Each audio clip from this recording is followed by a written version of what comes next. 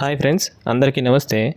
మీరు మీ కరెంట్ బిల్ను ఫోన్పే, గూగుల్ పే, పేటిఎం యాప్ల్లో పే ఎలా చేయాలో ఈ వీడియోలో తెలుసుకుందాం. నేను ఈ వీడియోలో కరెంట్ బిల్ను ఫోన్పే ద్వారా పే చేస్తున్నాను.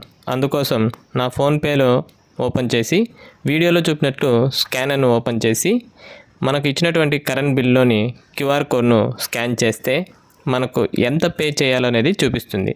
ఆ తర్వాత ప్రొసీడ్ టు పే అనే ఆప్షన్ మీద క్లిక్ చేసి బ్యాంక్ అకౌంట్ను సెలెక్ట్ చేసి పే అనే ఆప్షన్ మీద క్లిక్ చేసి మనం వాడే ఫోన్పే యొక్క పిన్ నెంబర్ను ఎంటర్ చేసి మనం మన ఎలక్ట్రిసిటీ బిల్ను పే చేయొచ్చు.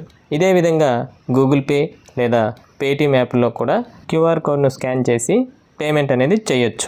అయితే ఈ ప్రొసీజర్లో కరెంట్ బిల్ను అడ్వాన్స్ పేమెంట్ అనేది చేయలేం. ఈ ప్రొసీజర్లో బిల్ పెండింగ్ అంటే బకాయి ఉన్నా కూడా ఈ ప్రొసీజర్లో మనం పేమెంట్ అనేది చేయలేం.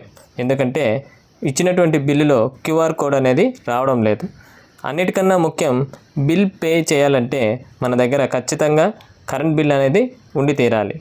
ఒకవేళ ఉన్న క్యూఆర్ కోడ్ అనేది ఖచ్చితంగా ఉండాలి. క్యూఆర్ కోడ్ డ్యామేజ్ అయినా మనం పేమెంట్ అనేది చేయలేం. అయితే ఎలక్ట్రిసిటీ డిపార్ట్మెంట్కు 100% రెవెన్యూ కలెక్షన్ రావాలంటే కన్జ్యూమర్ ఉన్నటువంటి ఇంటి మీటర్కు లేదా ఇంటి డోర్కు ఒక పర్మనెంట్ క్యూఆర్ కోడ్ అనేది అంటించినట్లయితే కన్జ్యూమర్ బిల్తో సంబంధం లేకుండా అంటే బిల్ ఉన్నా లేకున్నా మీటరు లేదా డోర్కు ఉన్నటువంటి క్యూఆర్ కోడ్ను స్కాన్ చేసి పేమెంట్ అనేది చేయొచ్చు.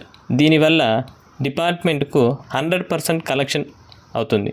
అయినా రాబోయే రోజుల్లో స్మార్ట్ మీటర్లు వస్తున్నాయి. అంతవరకు ఈ ప్రొసీజర్లో పేమెంట్ అనేది చేయించినట్లయితే 100% కలెక్షన్ అవుతుంది. ఇది నా అభిప్రాయం. ఫ్రెండ్స్, అలాగే మీ అభిప్రాయాన్ని కామెంట్ రూపంలో తెలియజేయవచ్చు. ఫ్రెండ్స్, ఈ వీడియోలోని కంటెంట్ మీకు యూస్ఫుల్ అయితే వీడియోని లైక్ అండ్ షేర్ చేయండి. అలాగే మన ఛానల్ను సబ్స్క్రైబ్ చేసుకోండి. Thank you for watching. జై హింద్.